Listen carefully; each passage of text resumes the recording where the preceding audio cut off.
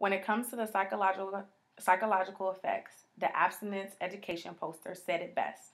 There is no condom for the heart, which is something I can personally attest to because there's nothing like giving yourself to someone because you're in love with them just to find out that after they've given themselves to that person, that sex is all they really wanted initially. And honestly, there's no medication or remedy to repair a broken heart. But that's not the only part of one's mental state of being that suffers.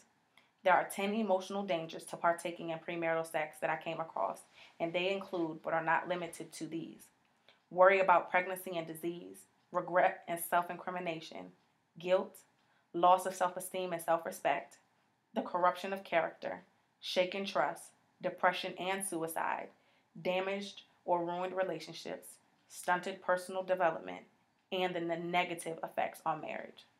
The fact that one encounter could and has led to a combination of these emotional dangers should be an eye opener to many because, as a parent, these are things that you should never want your child to go through or experience, especially when their mental capacity is not ready for it.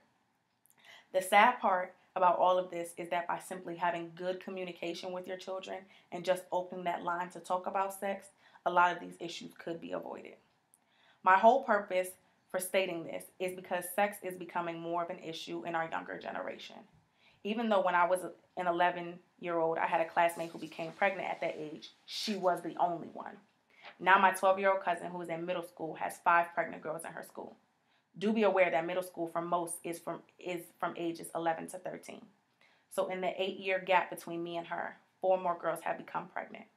Parents, it's your responsibility to take control back and stop allowing peers, television, and music to influence your children or what their decision on when to have sex should be.